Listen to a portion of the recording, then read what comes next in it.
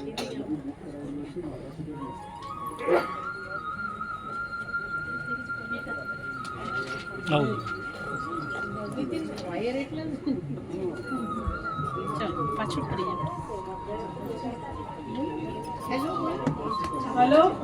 હું વિઠ્ઠલ દેસાઈ આજે પહેલી વાર સ્ટેજ પર આવી છું.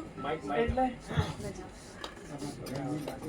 આ બંસરીનો આજે 9 વર્ષ પૂરા કરીને 10મા વર્ષમાં પ્રવેશ કરે છે. એના માટે હું બહુ જ એને હાર્દિક શુભકામના આપણા એડમિન યોગેશભાઈ અને સોનલબેન તથા કેતનભાઈને પણ ખાસ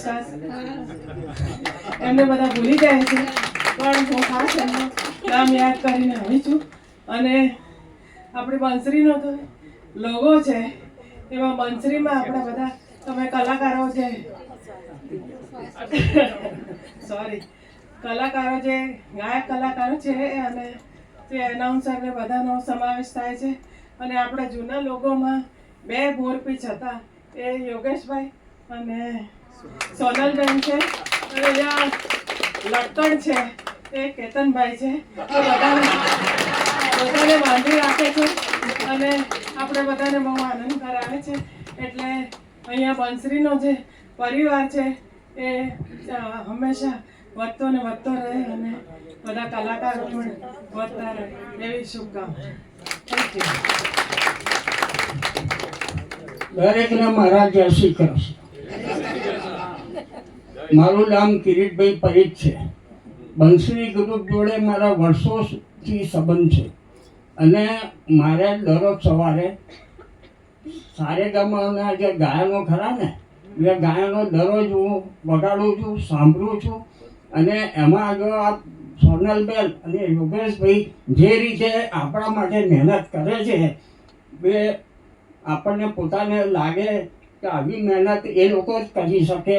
અને ગાયનનું સિલેક્શન કરી અને દરેક ગાયકોને જે રીતે કહે છે એ પ્રમાણે બધા ગાયનો ગાય છે. અને એમાં ઓડિયન્સને એટલી બધી મજા આવે છે કે ના પૂછો વાત. અમારે આ નીતાબેન કોઠારી, મારે એમને 50 વર્ષથી સંબંધ છે. જ્યારે હું એમને ત્યાં જાઉં ત્યારે મારે બંસરી વિશે મારે વાત કરવાની. અને હું એમને વાત કરી અને એમને કહું કે તમે એકવાર મારે અહીંયા બંસરીમાં ઓડિયન્સ માટે આવો, તમે જુઓ કેવો પ્રોગ્રામ છે, તમને પસંદ પડે તો તમે મેમ્બર થાવ. તો એ આવ્યા અને એમને મેમ્બર થવાની તૈયારી બતાવી અને એમની જોડે બીજા 6-7 જણા મેમ્બર થયા. બીજું, મારા ભાણેજ જમાઈ 2 નારણપુરા રહે છે. મેં એક જ વાર એમને કીધું કે તમે આ પ્રોગ્રામ જુઓ. મારે પ્રોગ્રામ જોવો નથી, હું મેમ્બર થઈ જાઉં. એ નારણપુરાથી દરેક વખતે અહીંયા આવે છે અને સાંભળે છે. એટલે બંસરીમાં 2 સોનલબેન અને યોગેશભાઈ જે કામ કરે છે એ આપણા માટે બહુ સારું છે. બંસરીને હેપી બર્થડે.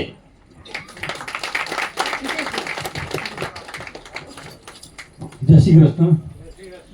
સૌ પહેલાં તો હું આભાર માનીશ મંદાબેનનો કે મંદાબેન આ ગ્રુપમાં આવવા માટે થઈને મને સલાહ આપી હતી. અને ખરેખર આ ગ્રુપ બહુ જ સરસ છે રિયલી. અને અમદાવાદની અંદર આજે ઘણા બધા ગ્રુપ છે, પણ એ બધા ગ્રુપોએ સંગીતને સ્પર્ધા કરી નાખી છે. જ્યારે એક જ જગ્યા એવી છે કે સંગીતને સાધના તરીકે માને છે.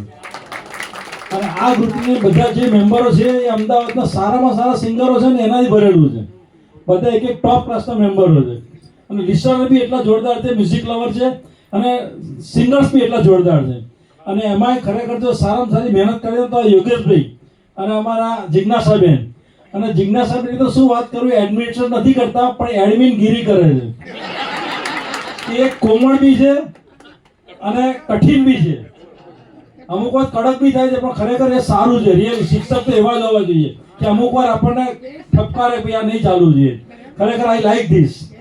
આજે આપણા કામ આગળ વધતા રહીએ. 9 વર્ષ એમને નથી ભરા થતા, 10મા વર્ષમાં એન્ટ્રી મારીએ છીએ. The room was not built in a one night. એના માટે કેટલી મહેનત કરવી પડે છે એ તો એ જ જાણતા હોય. જય શ્રી કૃષ્ણ. હું યોગેશભાઈને રિક્વેસ્ટ કરીશ કે સ્ટેજ ઉપર આવે અને આ 3 જણનું સન્માન કરે. આટલી સરસ આપણને સ્પીચ આપી. ખરેખર ઓડિયન્સને પણ કંઈક કેવું હોય છે અને દરેક વખતે આપણે આવું નથી કરી શકતા, પણ જ્યારે પણ આપણે આવું કરીએ છીએ ત્યારે એમને પણ આનંદ આવે છે અને એ લોકો એમ જ કહે છે કે ના અમે તૈયાર છીએ. એ એમની જે ભાષામાં વર્ણન કરે છે એ ખરેખર હકીકત બયાન કરે. હું 3માંથી એકે જણ સાથે મેં એક વાક્યનું મેં એમને નથી કીધું કે તમારે આ વાક્ય બોલવાનું છે, કે તમે લખીને મને મોકલાવો, હું જોઉં પછી બોલો. એ જે પણ બોલે એનો અમને એટલે આનંદ આવે છે કે એમની જાતે એમની અંદરથી એમને જે લાગે છે એ બોલે છે. અને ખૂબ ખૂબ ધન્યવાદ. અને હરીશભાઈ ખૂબ ખૂબ ધન્યવાદ તમારો કે કડક કહેવા બદલ. આજે હું વિચાર કરતી હતી કે આજે પહેલેથી છેલ્લે સુધી કોઈએ મને એવું નથી કીધું કે સોનલબેન કડક છે, પણ છેલ્લે આવી ગયું 100%.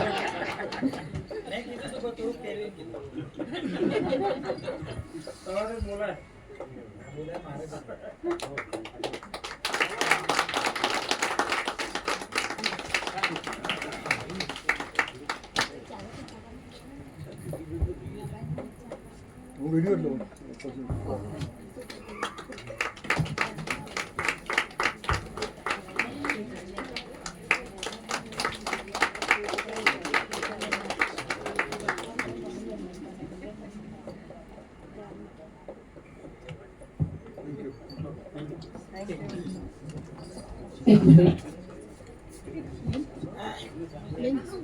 મારે દલજીતસિંહ આહુજા માટે કંઈક કહેવું છે. તમે બધાએ આમ જોયું હશે, યોગેશભાઈ સાક્ષી છે કે મુખ્તાર શાહ પહેલા એનાઉન્સિંગ કરતો હતો, એનાઉન્સર હતો, અને પછી મુકેશના ગીતો ગાતો થઈ ગયો. એવી રીતે મોહસિન કરીને પણ એક હતો એનાઉન્સર, અને હજી છે એ પણ મુકેશના ગીત ગાય છે. જ્યારે આપણે અહીંયા દલજીતસિંહ આહુજા માટે ઓછું, આમ કે ઉલટું છે, એ પહેલા સિંગર તરીકે ગીતો ગાતા હતા અને પછી એનાઉન્સર થયા છે.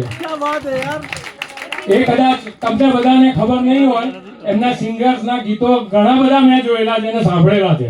એ જોયેલા તો ના કહેવાય પણ સાંભળેલા છે વિડીયો ઉપર. તો જો આજે એકાદ ગીત ગાય તો ના, પણ મારો કહેવાનો મતલબ એવો છે કે આજે નહીં પણ ફરી કોક વખત આપણે ગાઈશું, કારણ કે આજે ગીતો બહુ છે, આપણી પાસે ટાઈમ ઓછો છે અને આપણે શોર્ટ પીરિયડની અંદર બધું પતાવવાનું છે. એટલે આજે નહીં પણ ભવિષ્યમાં હું દલજીતસિંહને એક ગીત તો આપીશ.